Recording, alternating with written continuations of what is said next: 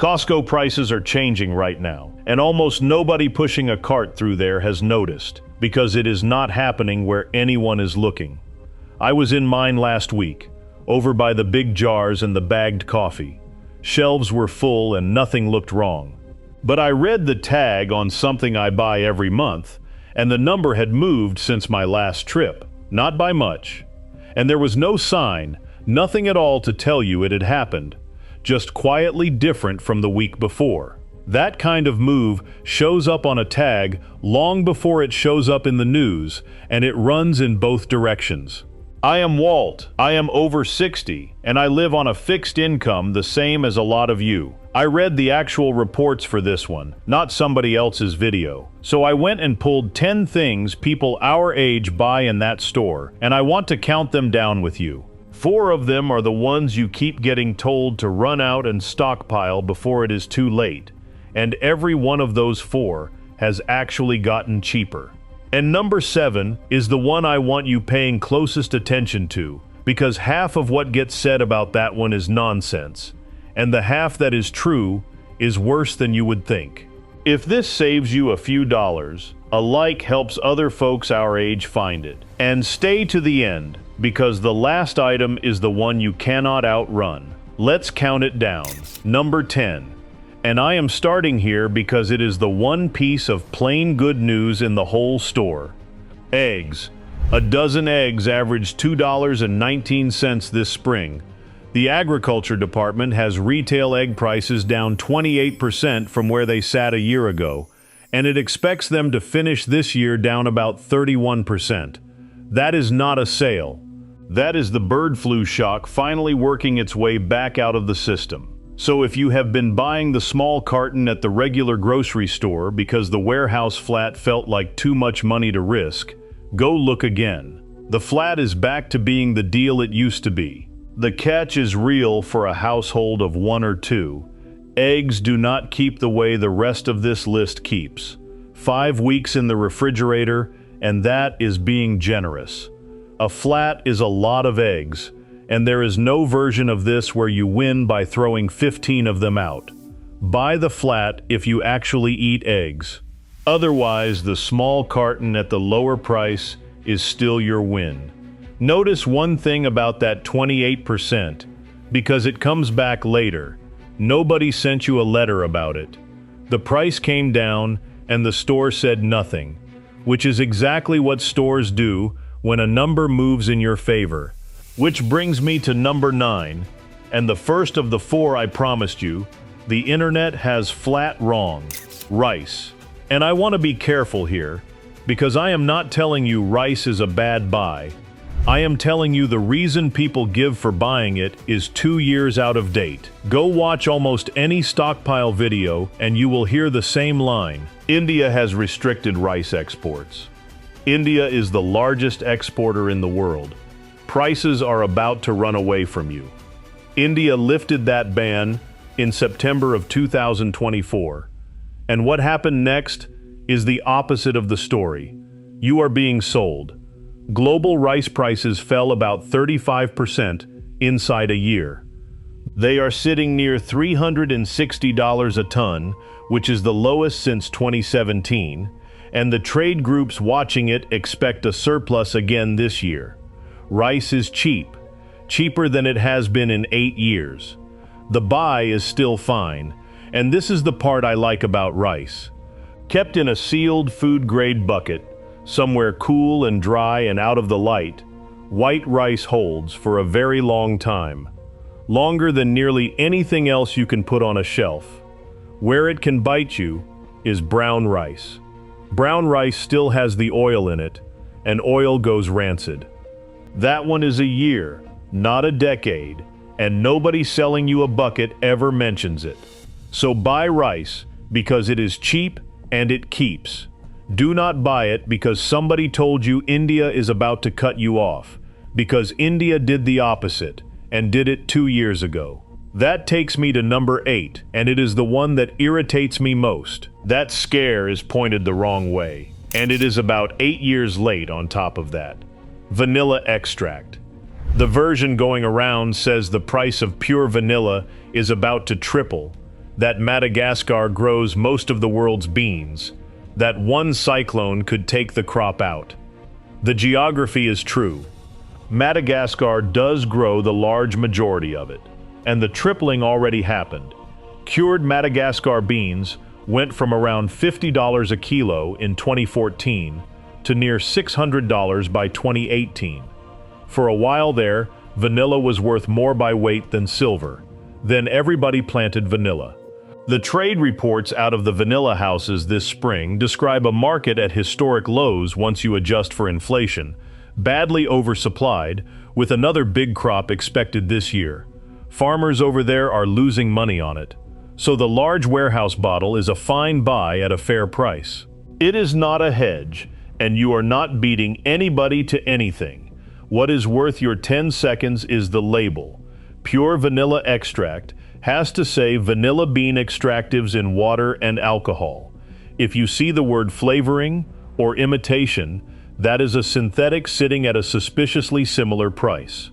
The law requires that distinction to be printed. It just gets printed small, and usually on the side.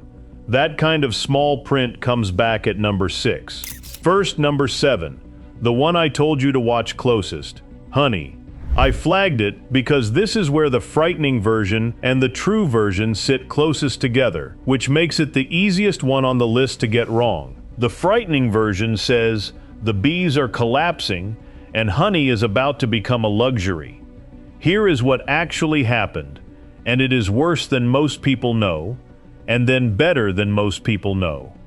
Between the summer of 2024 and the spring of 2025, American beekeepers lost about 1.7 million colonies. Commercial operations lost an average of 62% of everything they had. The Agriculture Department put the damage near $600 million. That was the worst loss ever recorded in the industry, and it was real. And then this happened. The national survey run out of Auburn University, released this June, put losses for the year through April at 39.9%. Still high, still more than any beekeeper wants. But it is back inside the range they have lived with for more than a decade, and it is a long way down from 2 straight years above 55. And here is the number almost nobody mentions. The count of managed colonies in this country has held roughly steady, somewhere between 2.5 and 2.75 million, across most of the last 10 years. Honeybees are livestock. When a beekeeper loses hives, he splits the survivors and buys packages and builds back, at his own expense, which is the part of this that is brutal for him and nearly invisible to us at the register. So honey did not vanish, and it is not about to. Buy it anyway. This is the one item on the list where I would stock deep, and the reason is chemistry. Honey does not spoil. That is not a saying. Honey pulls moisture out of the air rather than taking it in.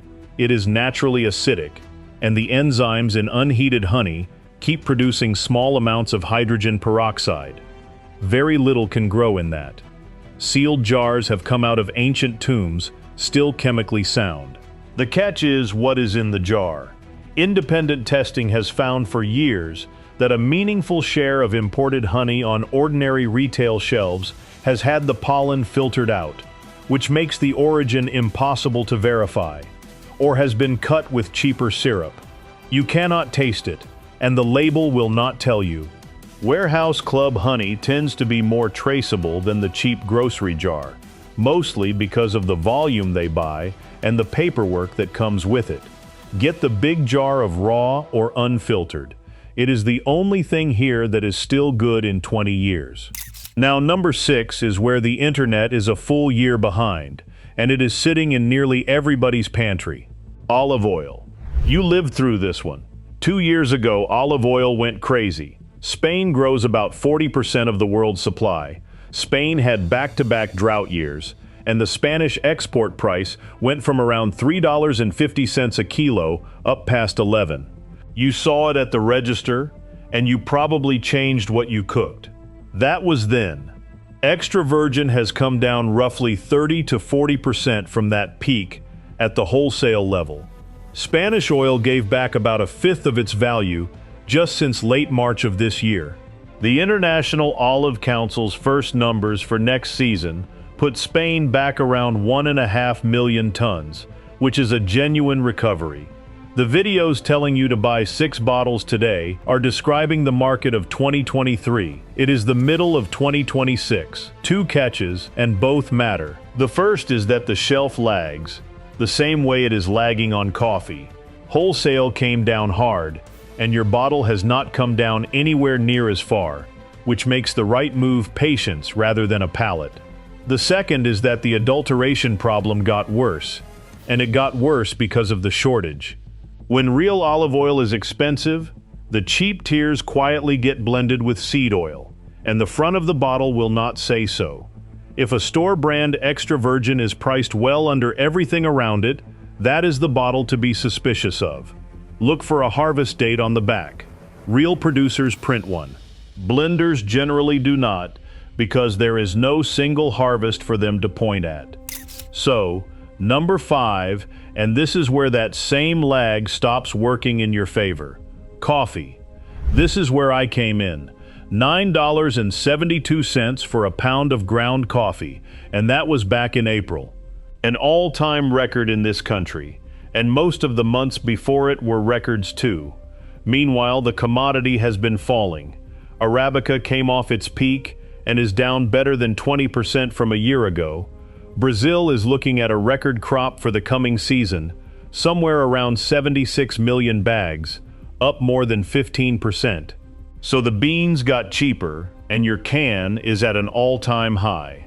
That is the whole gap sitting in one product. And if you carry one thing out of today, carry this. Increases reach the shelf in weeks. Decreases reach the shelf in seasons. So do not stockpile coffee at a record price. Buy what you drink. The relief is in the pipe, and it should show up in the back half of this year. And buying 12 pounds today locks you into the worst price this country has ever recorded for it. If you are going to buy ahead anyway, buy whole bean rather than ground. The moment a bean is ground, the oils start oxidizing, and the clock runs fast. Whole beans sealed and kept dark hold up far longer, and the per cup cost against those little pod machines is not close. The catch is the grinder. That is another thing to buy, another thing on the counter. And if your hands are not what they were, a hand crank one is a real chore. Be truthful with yourself about that before you switch. A cheaper can of pre-ground you actually drink beats an expensive setup you quit using in March. That is 5, and everything from here is going up. Which takes me to number 4, the one that quietly protects the rest. Canned fish. Salmon, tuna, and the little tins of sardines.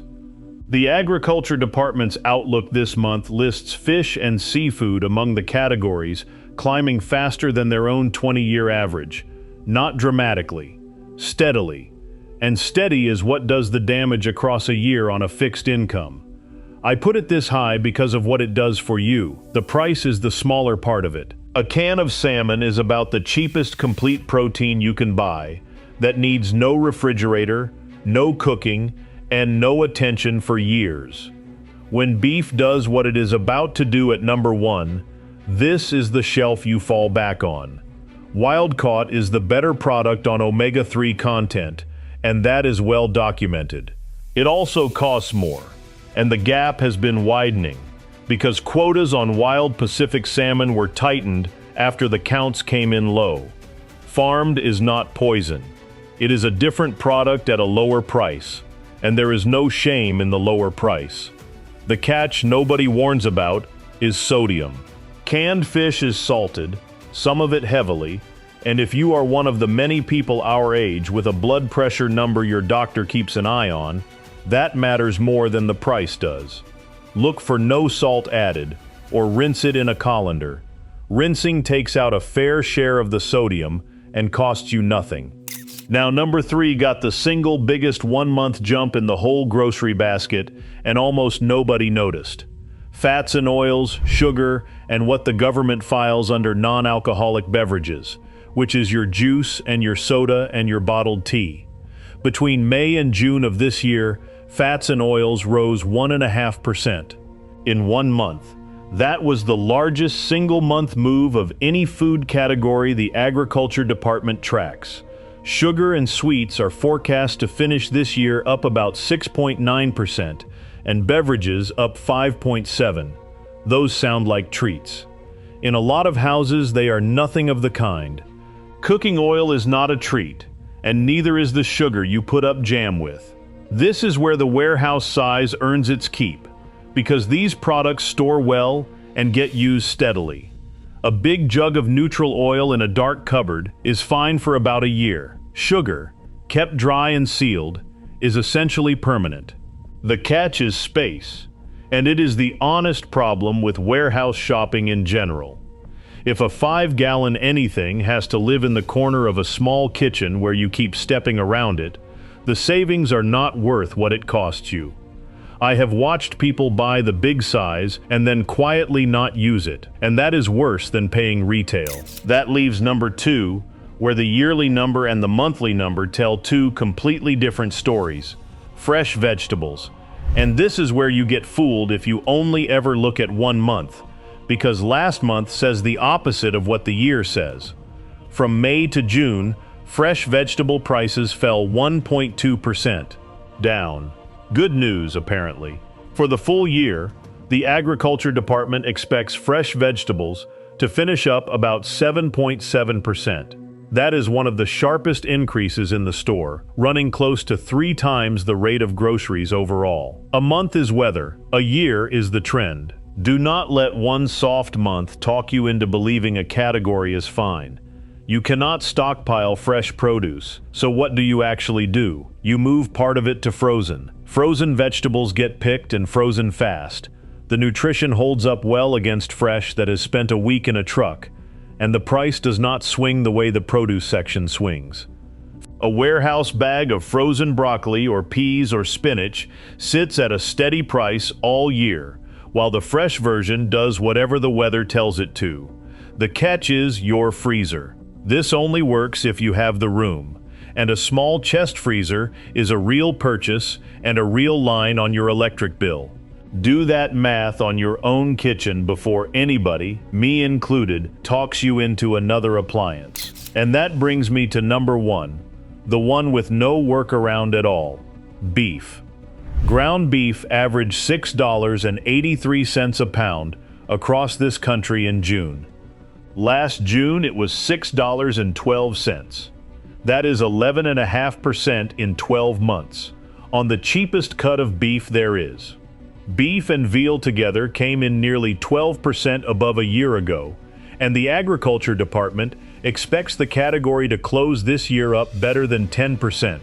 Here is why it is number 1 instead of number 6. Everything else on this list has a lever somewhere, a better harvest somewhere, or a country opening its exports back up, or a shipping lane finally clearing. Beef has no lever. The American cattle herd is the smallest it has been in roughly 75 years. As of the 1st of July, there were 28.5 million beef cows in this country, down another 1% from the year before, and this year's calf crop came in around 32.5 million head, down 2%. Think about what that means in time. A calf born this spring is not beef on a shelf for about 2 years. So even if every rancher in America decided today to rebuild, and plenty of them are choosing not to, because what a calf sells for right now makes selling more attractive than keeping, the earliest real relief is somewhere out past 2028. There is no clever move here, and no bulk bag that fixes it. What you can do is smaller, and it is still worth doing. When Costco runs a good price on a large pack, break it down and freeze it in meal-sized portions the day you bring it home, not the following week. Ground beef holds well for months when it is wrapped properly and the air is pressed out. And the honest answer for a lot of households our age is going to involve substitution. Chicken and eggs and canned fish where beef used to sit, because poultry actually came down slightly last month, and eggs came down a great deal. That is reading the store correctly. Here is what I want sticking with you after all that. One thing runs underneath all 10 of them. The shelf lags the market, and it lags unevenly. When the world price goes up, that reaches you in weeks. When the world price comes down, it takes seasons. And sometimes it never comes all the way down. Coffee is the cleanest example of that. Olive oil is the second cleanest. Rice and vanilla are the ones where the fear outlived the fact by 2 years and by 8 years. So the skill is not stockpiling. Stockpiling is what you do when you are guessing. The skill is knowing which direction the lag is running on the thing in your hand, and there are only ever a handful of items where it matters. So if you are making a list for Saturday, the ones worth real shelf space are honey, rice at these prices, canned fish, oil and sugar, and a bag of frozen vegetables. Eggs and vanilla and olive oil you buy the way you always did and quit losing sleep over. Coffee is the one to hold off on, because right now you would be paying the highest price this country has ever put on it. And beef is the one to plan around, because it is not fixing itself before 2028. Next time you push that cart through the warehouse, all of this is already printed on the tags. The numbers are right there in front of you. Now you know which direction to read them. If you want all of it written down, I put everything I use into a book called the Senior Savings Handbook. It is large print because I got tired of squinting at my own notes. 116 pages, 12 chapters, and 8 worksheets you can print and carry into the store with you. One-time purchase for under $20, and there is no subscription attached to it. My grandson handled all the technical side, since that is not my department. The link is in the description, or on screen now if you pause and use the QR code, or visit my site. Now I want to hear from you. What is on your Costco receipt that has climbed the most this year, and by how much? Give me the item and the 2 prices in the comments, because between all of us we are shopping a lot more warehouses than any government report ever samples.